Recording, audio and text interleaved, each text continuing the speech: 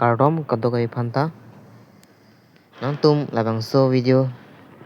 kelang pen sme chini po ning kachedok ke kijo ya harmu kali matha paminangji nang tum sme chini po ning kachedok lage ini kijo harmu kali dei athe choi peri sonra rasa choi ning dok delo bote war phit ma ka prek nam det potalo sme hai ning kachedok harmu ke lason ke long le asi iltum kado kawe sme matha pa mekanang ji nang liyo si hok pet ning ke dok alo sodolo mate alo so sme hok pet ning ke dok pin sodolo pate mane matha tap matha pru pate nang ji jong si matha tap matha pru pate non lanili pictures me bilo jo love arjan di an ka ching hon si pu angbong pilo je phar dak la yo mane inghang phun lason po jong si nangli girlfriend mate nangli boyfriend dolo pate ajata kam le klem ke dam sme di je than kang kri nai ane ni la pui sedam ni la son se klem pulason je than kri nai alo pate pin so non arlo so non ning ching sampo penang an tum dolo il tum kadok kawsme theklong lo mane lason ning ke chedok amen pen di ane kecheng ko ke mesen po aphi bange hinoda phone le call da receive se sms le pita reply ple po asi penang atum ke aning kai jon e mate control on e pen si lason ok hat chipidet sme dolo lasi kang hon ke la na je kong thelo ane jong si ahok kang hon chipitek the pote kecheng pen si mane chingki ke de dang ji mane arloson pinson jong si kang hon chipitek the pote lage just ipu chipai no phon chalo asi le tum kaddo kawe sme chini pa mekanang ji lahai hormu ke ji hormu gali lasi il tum lahai kachere ke imi thang deng sudo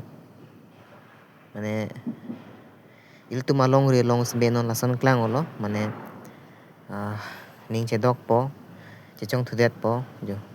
dowai chup pang chu ha kok that chipi pang chipi pang cham di asi il tum matha pa mekanang ji pin sonon olosonon lasi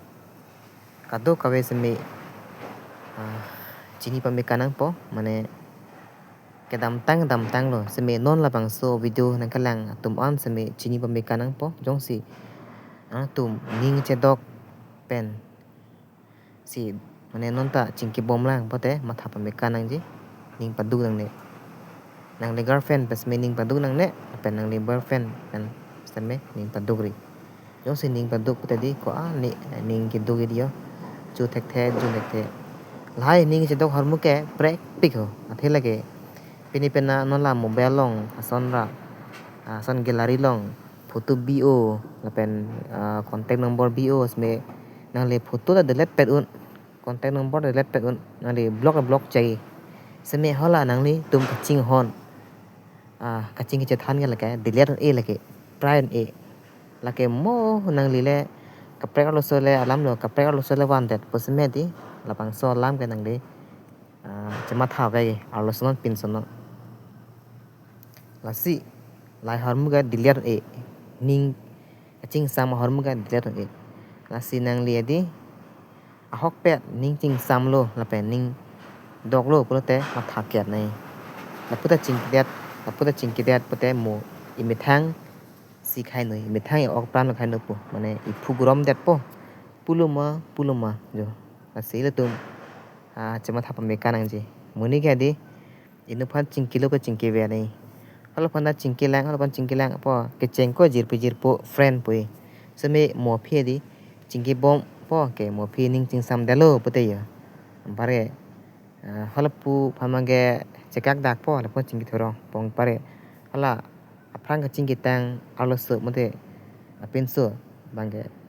phui no dak po bare yo la se tum ning ga chahang alen ke di matha pa mekani lai ke jo harmu gali lasi tum sme chini pa me kanai Lasi nantum labang so video anili kaning je alam achuk pote antum unan serek tha nili kachini mante experience pensi antum hana pachini glo lasi nantum seme labang so video kitcheng pen jut nanggalang dun mate nangkar dun pot chorolo lasi ini video nantum hana wan pithe galan velo nili kaprek video sme nonason mane kacethan kacemum mande kacepare rasan video selam yarji si nantum musi nil channel subscribe ke lang subscribe no lapen video sme lang me sen pate nantum ke share panse chuni rela pini video la ke antum manawan pi lan vela